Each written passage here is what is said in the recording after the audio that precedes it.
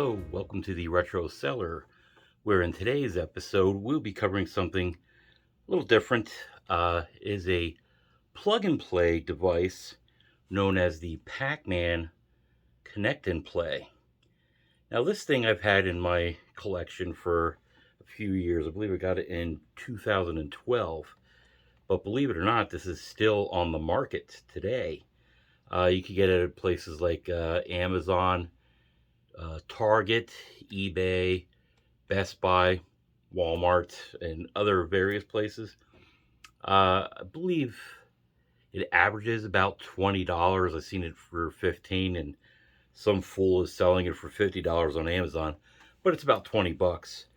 When I got this in 2012, I don't really remember what I paid for it back then, but it's essentially the same. It didn't really change. Maybe the packaging changed a little bit over the years, uh, but it comes with 12 games on it that are the original Pac-Man, Pac-Man Plus, Super Pac-Man, Pac-Man 256, which is the 256th level of the original Pac-Man, has this notorious glitch on it.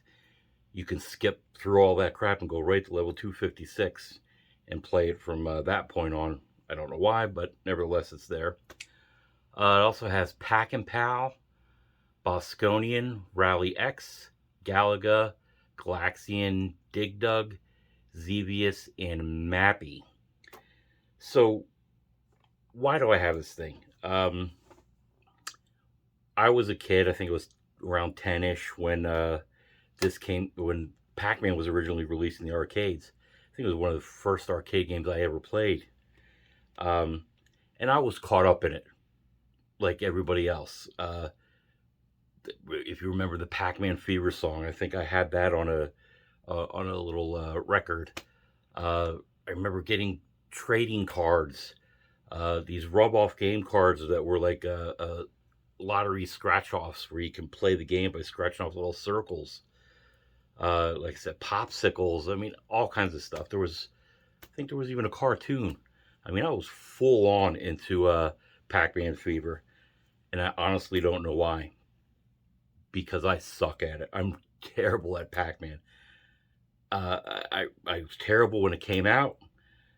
Every incarnation that it came out with on the other consoles, the extremely crappy Atari 2600 version, that's legendary.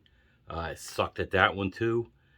Uh, Everything else that was released, I suck on this. It doesn't matter. It's terrible. Miss Pac-Man, I suck at that.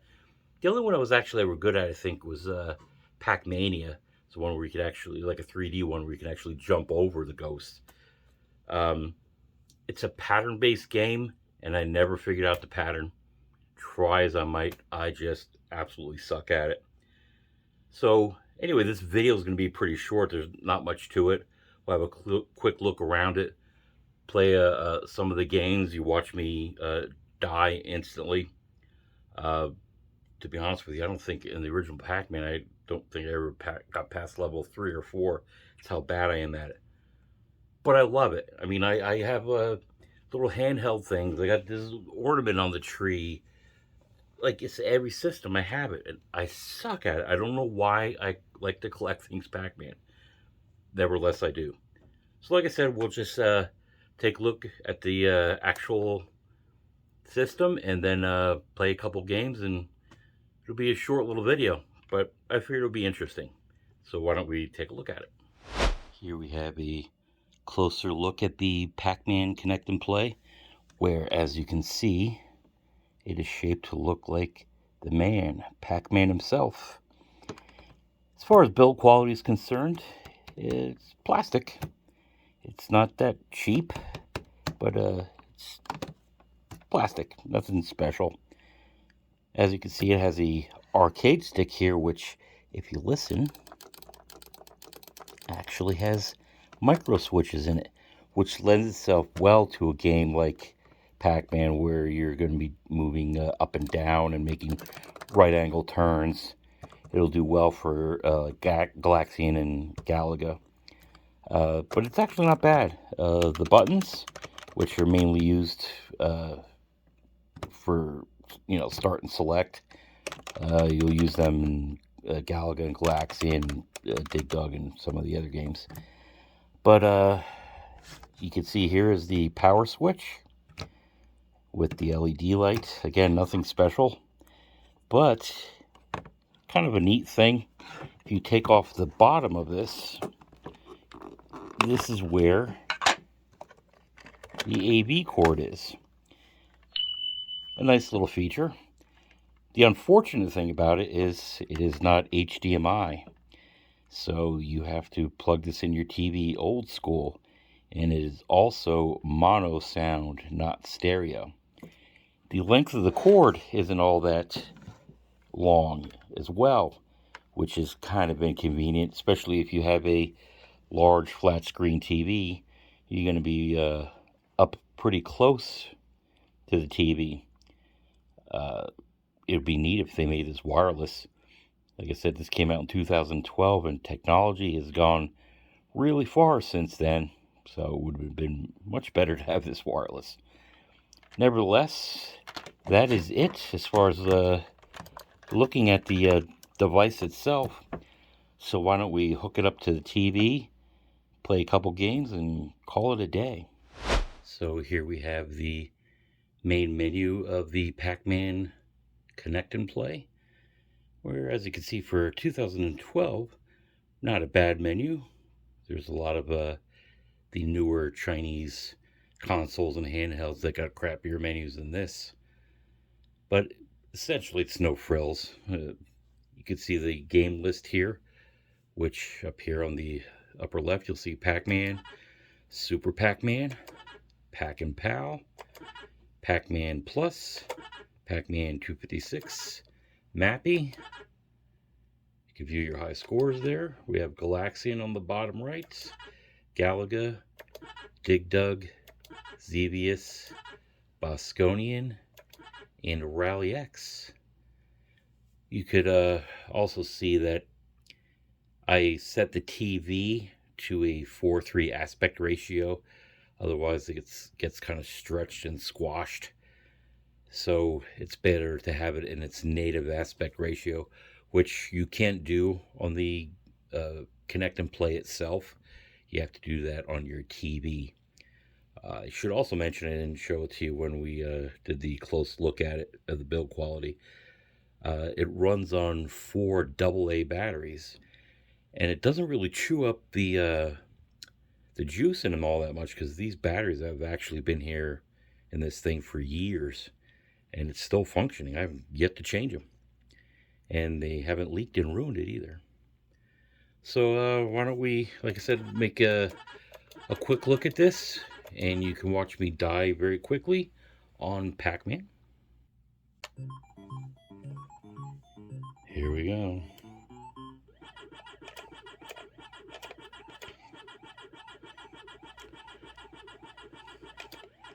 One thing I have to say, if you notice, every time it makes a turn,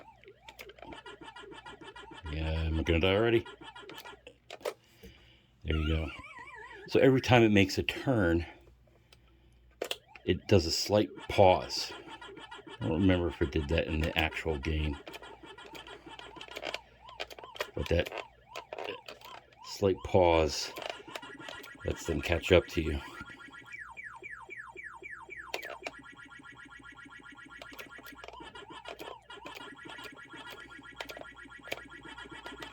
Not quite turning when I wanted to. One of the better ways to probably play this would actually be to put it on a tabletop. I'm standing up and holding this thing in front of the TV because I have to stand close to it. So the whole thing's like wiggling around on you. So it's a little harder to play it. Oh, see, I wanted to make a turn there, but I wanted to go down. Not doing it.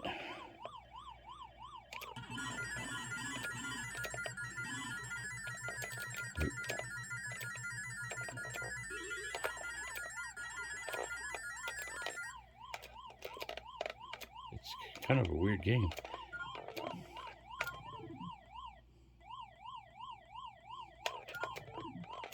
Up. Anyway, that's me dying quickly in Super Pac-Man.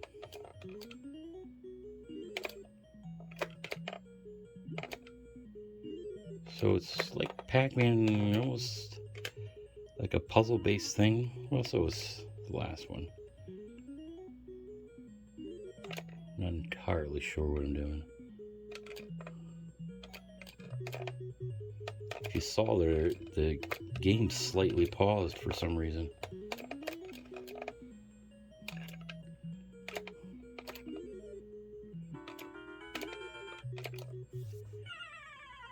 And there's me dying very quickly on this one too. So here we are playing Pac-Man Plus, which I think is just a hyperspeed version of the original Pac-Man, which means I could even dive faster on this one. So here we are playing Pac-Man 256, the glitched level. So let's see what's glitchy about it.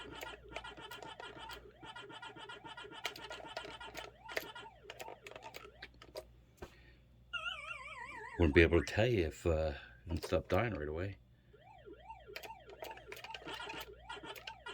Well, that's one thing. The power pills don't work. So that sucks. And look at that.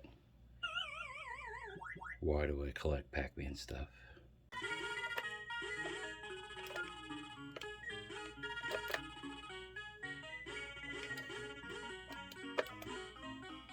That was cool. And well, I suck worse at Mappy than I do Pac-Man.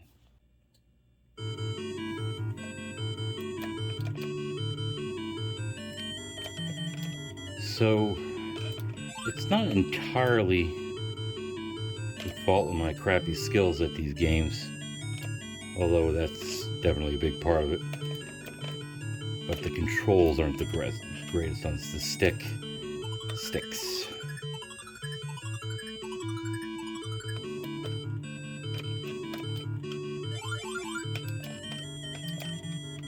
So making the turns isn't the greatest.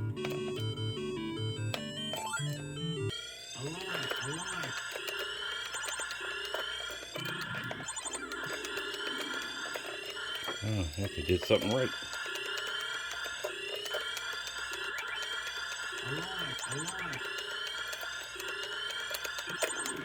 Well, I didn't want to do that.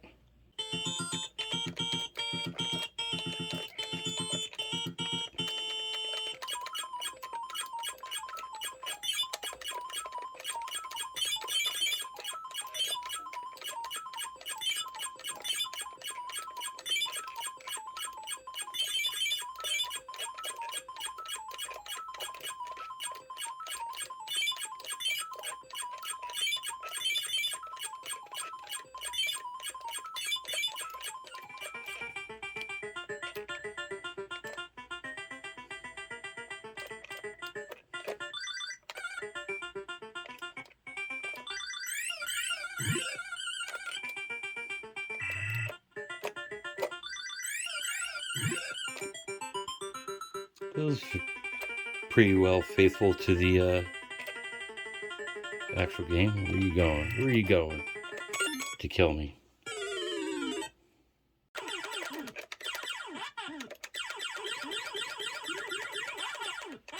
I always love the sounds of this game.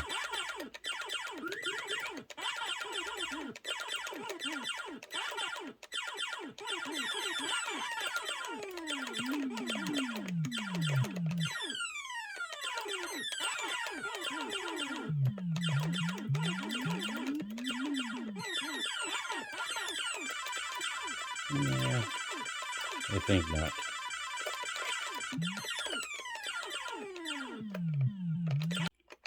And last but not least, we're doing Galaxian.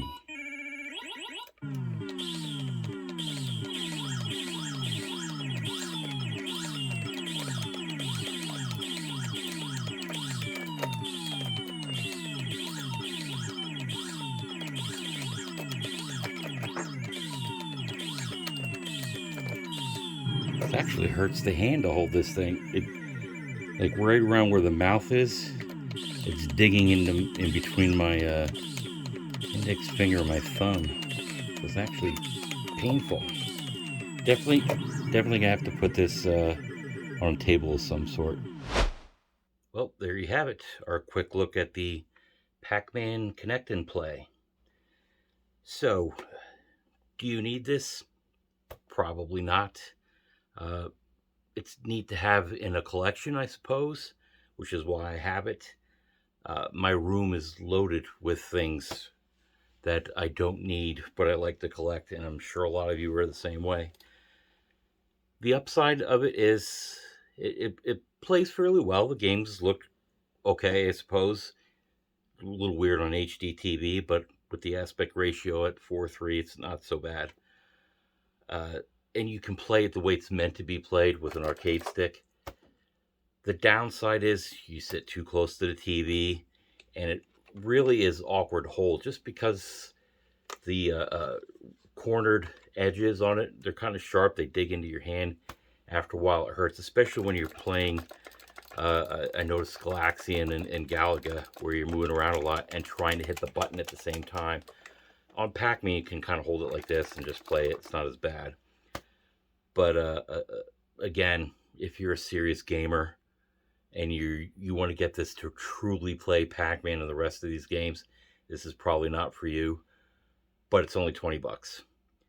So Bandai, the manufacturer of this, if you're listening, if you can make this wireless so you can sit your ass down on a chair and play it rather than standing in front of the TV, would be awesome.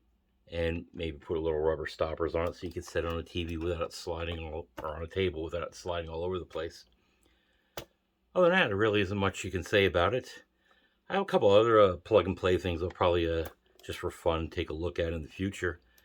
But other than that, there's not much more to say. And that is the end of this video. Please like, comment, and subscribe, and we will see you in the next episode.